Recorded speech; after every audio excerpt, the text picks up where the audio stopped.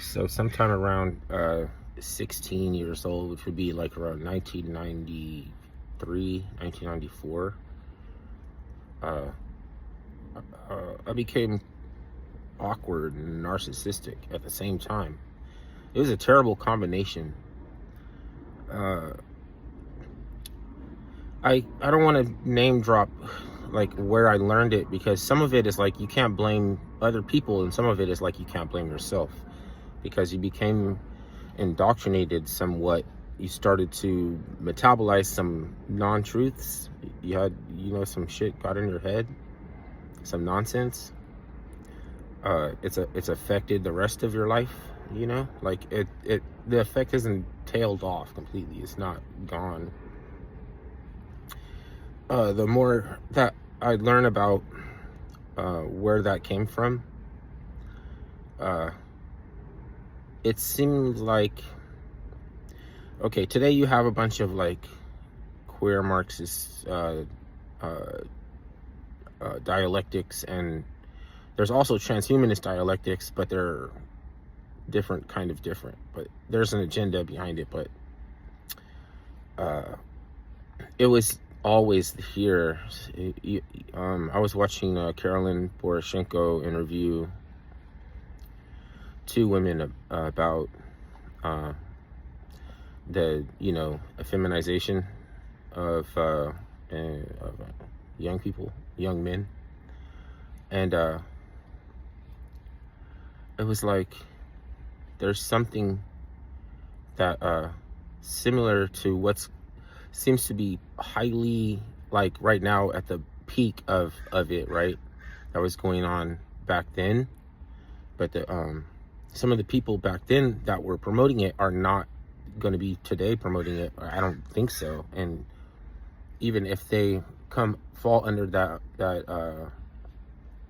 category of being like abolitionists, like leftist abolitionists, they might not have been with that bullshit program. Like, they might not be with it as much as you think. And like there's one example, but she's not queer, she's straight.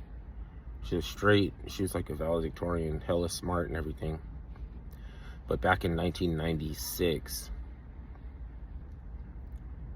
I'm not getting any of that vibe from her, even if she does call herself feminist. Like, I can't blame her for putting the fucking awkward narcissism there, like, she had to probably endure it, first of all, and then said things to me that stuck with me. So it's like later on I'm able to process like that another person, I didn't think you had feelings. I really didn't. I was surprised to find out that that you could say something to affect them, that they would have an emotional reaction. Like, I was just feeling like empty, just dead, like empty. But okay, so because like if you're upset about like sometimes you're upset because you're not treating yourself. So who are you treating yourself? Who are you complaining to or about? You may change your mind about if you want to even go around like morosing, and just change your mind. Like yeah, I don't want to drain energy, like so especially if it's like you're yourself anyway. It's already, you already chose to do whatever it is that you're doing that like you probably shouldn't be doing, like bad habits wise and stuff. So you just got to treat yourself better and all that. And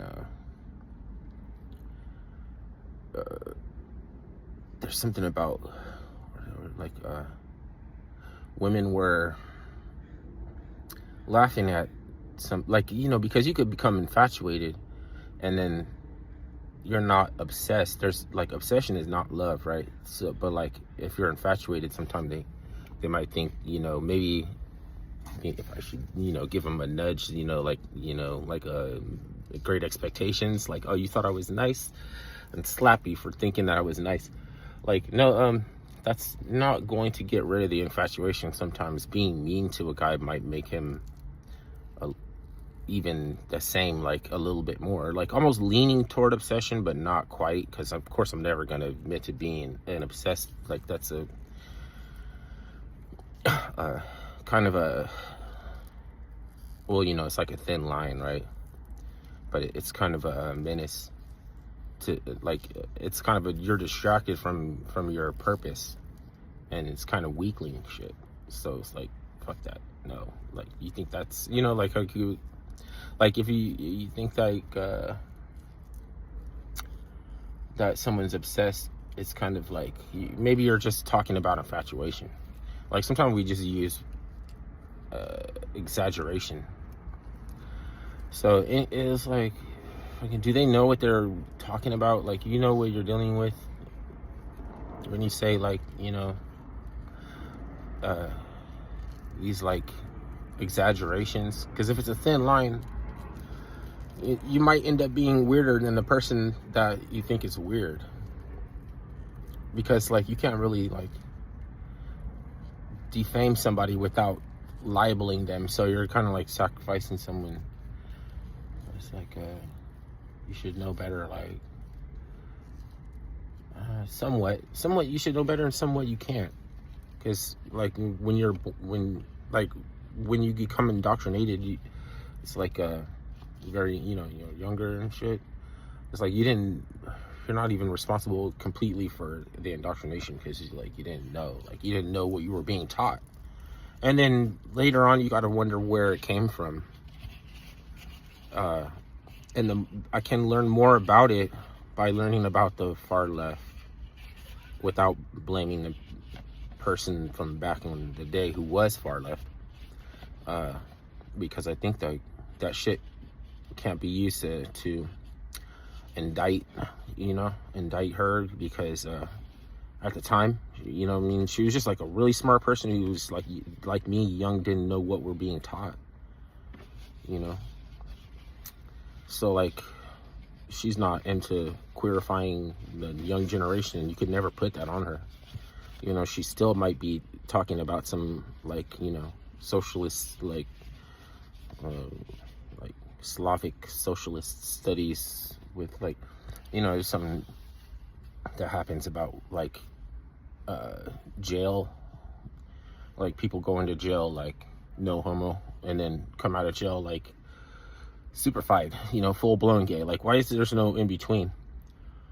She used to say something like from out of the closet into the sock drawer. But there's another paradigm. So that's like more like the white paradigm, you know, where it's a little bit easier to be gay. But in the black paradigm, it's like no homo until you're like all just one day I'm just I'm the Chirac tangerine, like something like that. And he can still rap on the internet, even if there's nothing to rap about from his hood. You know, it's like he can still rap on the internet. That community is very open armed to, you know, like okay, there's a don't go to jail. Like, some crucibles people might think to put themselves through would make them disciplined and like strong and badass or something, but it's just stupid.